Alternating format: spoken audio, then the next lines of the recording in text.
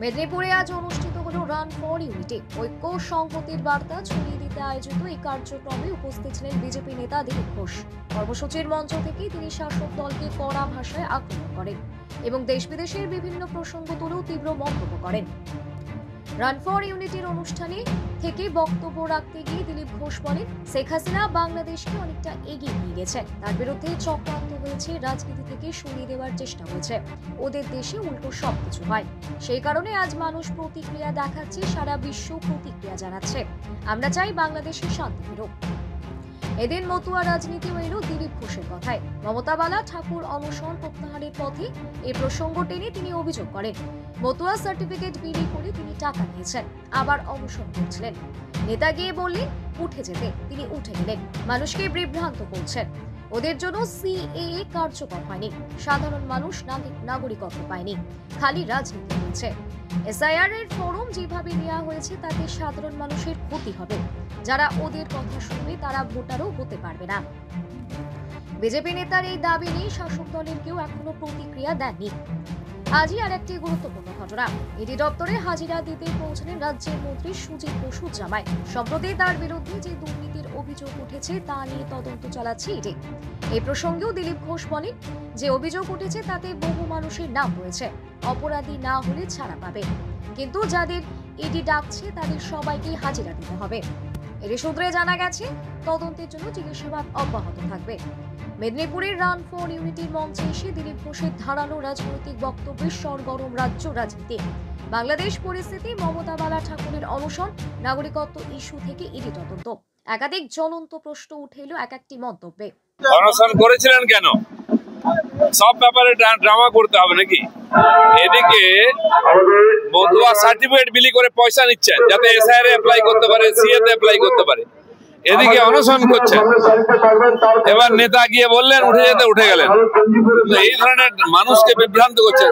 ওদের জন্য সিএ হয়নি, পূর্ব বাংলার মানুষরা নাগরিকত্ব পায়নি, তাদের জন্য কিছু করেননি, খালি রাজনীতি করেছেন। এখনো বিভ্রান্ত করছেন।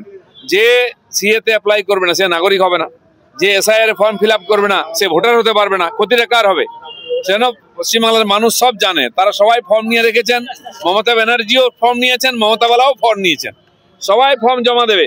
যে সাধারণ মানুষ তাদের কথায় জমা দেবে না সে ভোটার হতে পারবে না, ভোট দিতে পারবে না। দাদা, ইডি আজকে ইডির অফিসে পৌঁছলো সুজিত বসুর জামাই সহ পরিবারের সদস্যরা, কি বলবেন?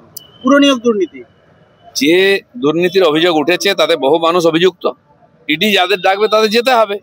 যদি দোষী না হন তারা ছাড়া পাবেন, দোষী হলে অনেকের মতো ভেতরে যেতে হবে। দাদা, কিছুক্ষণের মধ্যেই শেখ হাসিনার রায়দান হবে। ভারত বাংলাদেশ সীমান্তগুলোতে কড়া নিরাপত্তা করা হয়েছে। স্বাভাবিক, বাংলাদেশে যা চলছে এটা মোটেই অভিপ্রেত নয়। আমাদের পড়শি হিসাবে আমরা চাইবো সেখানে শান্তি হোক, এবং শেখ হাসিনা বাংলাদেশকে যে এগিয়ে নিয়ে গেছেন তার বিরুদ্ধে চক্রান্ত হচ্ছে, তাকে রাজনীতি থেকে সরিয়ে দেওয়ার চেষ্টা চলছে। যেমন পাকিস্তানে ইমরান খানকে জেলে ঢুকিয়ে দেওয়া হয়েছে, উনি ইলেকশন জেতার পর ওনাকে জেলে ঢুকিয়ে দেওয়া হলো। ওদের দেশগুলো তো উল্টো হয় সব। যে দেশগুলো আমাদের থেকে বিচ্ছিন্ন হয়ে গেছে তারা আজকে সেখানকার মানুষকে কোথায় নিয়ে গেছে? সেখানে শেখ হাসিনাকেও আলাদা করার চেষ্টা চলছে, কিন্তু সেই দেশেও বিরাট প্রতিক্রিয়া হচ্ছে, সারা বিশ্ব তার প্রতিক্রিয়া হবে।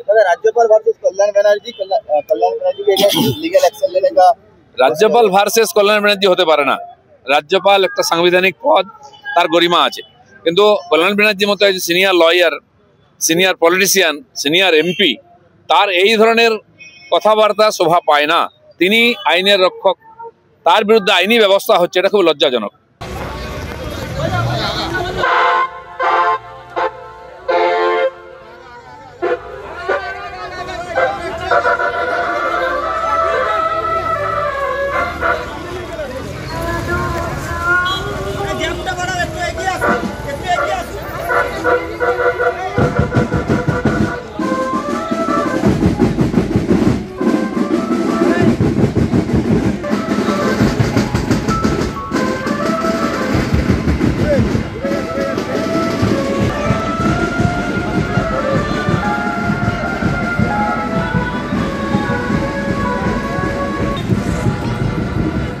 যাচ্ছে যাচ্ছে যাচ্ছে যাচ্ছে